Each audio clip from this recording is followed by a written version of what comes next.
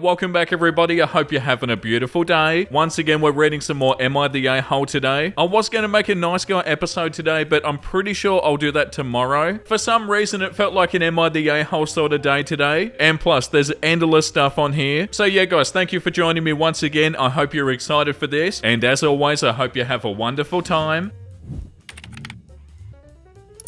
Am I the a-hole for making my oldest pay back a $3,000 dress that she ruined? My oldest, Bethany, 16, has a step-sibling, Maria, 14, almost 15. Bethany and I are all white, while my husband and Maria are Mexican descent. They've been in each other's lives since they were 6 and 7, and overall the relationship is good until recently. Maria's quinceañera is coming up, and my husband and his ex-wife took her to get her dress. The dress and the alterations came out to around $3,000. My daughter has been very jealous of the whole party. I've informed her that it's a part of the culture, just like when she had a huge Sweet 16 party with her friends. I spent more time with her to try to make her feel better about it, and got her own much cheaper dress for the party. The party is supposed to be in 2 weeks, but my daughter, after an argument with Maria about the TV, she scribbled Sharpie all over the expensive dress and ripped the back of it. Long story short, everyone was pissed. I gave money to my husband and his ex to try to get a new dress ASAP. I informed my daughter that she's going to need to get a job and she's going to have to pay back the full price of the dress as punishment. We got in a huge argument over it, and the whole situation isn't fair that I'm choosing Maria and being a huge jerk. Am I being a huge jerk? No, definitely not. They ruined the dress. Yeah, like this comment says, not the a-hole. Your 16-year-old destroyed somebody else's property. It's her responsibility to make restitution. This isn't taking sides, it's good parenting. And it wouldn't be a bad idea to impress upon Bethany that if this were the property of someone that wasn't a family member, the police or court system would have probably been involved. She's fortunate that her parent is willing to work out a repayment plan with her instead. Yeah, definitely, you're not the a-hole in this situation. That's bloody awful that they got that jealous and they did this. Sad, really. And also, OP left a comment here. I spent a lot for her Sweet 16 party. Around $4,000 for the venue and all that. Her party, I think, is around $6,000 in total, but the cost is split between my husband and his ex, so we really spent $3,000 on her party. The difference in the dress I got her is a lot. I only spent $450 on a dress that she picked out for the party. You wear basically a prom dress as a guest to a quinceañera, not the huge fluffy dress that Maria is going to wear. Yeah, and when you have this information, you're even less of the a-hole. It's not like there was thousands of dollars spent on Maria, but nothing on Bethany. There was heaps spent on Bethany. Yeah, that's so awful. Story number 2 is called Am I the a-hole for giving a fake name at Starbucks? Alright, so I, 22 male, think this whole thing is ridiculous, but my girlfriend, 21 female, is really angry at me, so here we go. I don't like giving my real name at places like Starbucks and similar stores when they shout out your name when the order's ready. I can't even tell you why. I have a normal, reasonably common name that I like fine enough, but for some reason it majorly creeps me out when a barista shouts my name through a room full of strangers. I guess it's a, at least to me, harmless quirk that I have. So whenever I'm at a store where they want your name, I say it's Tom. That's literally the name that I use. Nothing inappropriate or outlandish, just plain Tom. I know that I'm meant when they call it, as I always use the same one, so there's no confusion or anything. They yell Tom when I get my drink or my food, and it's never been a problem until now. A couple of days ago, I was at Starbucks with my new girlfriend, and I ordered our drinks while she sat down. I gave them my fake name as always, and when our order was ready and they shouted Tom, I went and got it. My girlfriend was a bit confused and asked me if I went and got somebody else's order, which is fair enough. So I explained the thing to her and thought that was that, but she got really angry. She says it's really disrespectful to lie like that, and that I'm making everybody in the store out to be creeps who will do something bad if they know my name, which is not at all what's happening. I just don't like it when they yell my real name. Yeah, that's not what's going on. It's not disrespectful, so I found a harmless way to get around it, but she can't see it like that. She thinks I'm a pathological liar who is way too suspicious of everybody, and I need to stop. I really can't see the problem that she has. It's really not that deep. I don't think I'm hurting anyone, or am I? So yeah, I'm really confused by her reaction and asking myself if I am the a-hole after all, and for some reason I can't comprehend. So Reddit, am I the a-hole for giving a fake name? No, you're completely not the a-hole. This does not matter. No one's gonna think about it. Nobody cares. It's literally just a name that they're gonna say. The top comment says, I guess not the a-hole. I don't think it's disrespectful. None of the Starbucks employees will know or care if you use a fake name, but it's definitely weird that you think it matters in any way if a handful of random strangers hear a first name with no confirmation that it's actually your name. And OP responds underneath, yeah, I know it's weird. I don't even think it matters. Like, logically, I know no one will will even remember the name, but it feels creepy to me, you know? Yeah, well that makes it even more fine. Like you're not super paranoid or nothing. It's just a little thing that you prefer. I guarantee nobody cares about this, except obviously their girlfriend. And like this comment says, my husband gives the name Batman. Yeah, like isn't that a thing? People doing stupid names for their orders? Like no one cares. Story number 3 is called, am I the a-hole for telling my sister that she absolutely cannot bring her service dog to our wedding due to my wife's allergy? I, 32 male, am getting married to my long-term girlfriend Gemma, 30 female, at the end of November. First of all, congratulations. Now, me and Gemma are having a small wedding with only close family and friends invited, mainly because we don't want it to be an inconvenience to others, and choosing a venue is really hard due to Gemma's allergy. Gemma's allergic to dogs and is terrified of them due to a freak accident when she was younger. That's also when she found out she was allergic to them. While her allergy isn't deadly, even when taking anti-allergies, her face will get significantly swollen, have red marks all over it that are visible even with heavy makeup, and she'd constantly sneeze. Lockdown was a blessing in a way because she could wear a face mask while helping with allergies. She's still trying to wear face masks to help her, but can't always do it inside as people immediately think she's ill and don't really want to have us in their restaurants or cafes. And to the issue, my sister Kate has diabetes and a service dog Lenny to help her. I absolutely adore him and Gemma is not scared of him either. However, due to Emma's allergies, I've reminded Kate not to take Lenny to our wedding. I was dropping some parcels for her this week as she was away, and they were sent to my house, as I believe that my future wife should be able to enjoy her day without the swelling, which would be hard to avoid due to the venue being quite small and private. Gemma gets the reaction even if there's a dog in the same supermarket, even if it doesn't touch her. My sister has reminded me he's a service animal and I can't ask her to not take him, but I've told her that he's still a dog and being a service animal doesn't miraculously cancel my wife's allergies, and she knew about them from the start. I'm not asking not to take him to any family get-togethers. I'm only asking to not take him to our wedding. My sister and my mum both called me an a-hole and they're not talking to me, and they've threatened to not come to the wedding, which I said is fine as I value my wife's comfort more. But still, am I the a-hole? What the hell does your sister want you to do? Is this a joke? Yeah, like the top comment says, so what's your sister's solution? Having your wife suffer at her own wedding? Is this some kind of dominance play? It's true you can't ask someone to not bring a service dog, but you can uninvite your sister. You have to stick up for your wife, and it's good that you're doing so. I'll predict the future now and say that you'll have to do that more often later on, because your sister and your mother will blame your wife for choosing her stupid health over your sister's dog. Not the a-hole. Prepare for more fights in the future. And also, like this comment says under it, not the a-hole. There are ways that your sister can check her blood sugar without her service dog, like before she got him, but there's no way for your wife to be allergy free when the dog is there. So the sister has a medical alternative. Your future wife does not, and overall she can decide to just stay home. It's the bride's wedding and she has a right to have a day without coughing and swellings and to have nice memories to look back to. Sister is just a guest. I never understand how they pull others in it. Yeah, no, your sister and your mum are way out of line, and I'm sorry you have to deal with that. Like, they're making it unnecessarily hard and difficult. Am I the a-hole for telling my husband that he's much fatter than me and he can eat the healthy fast food? This is driving me insane and I'm wondering if I'm overreacting, so I'm posting here. Also on my phone, I've had a crap day and I got a call that my husband was going to grab takeout and asked what I wanted. I wanted a fried chicken sandwich. When he got home, he got me the grilled version. I asked why and he told me that he was looking after me and my weight. Oh god. I admit I lost it and I pointed out that he's much fatter than I am and that he's the one with a gut. I took the fried sandwich and took a bite. This resulted in a huge fight and he called me a jerk and left. Update, he found the post and we're gonna have a long talk. Like, oh, I'm trying to watch your weight for you? Nah.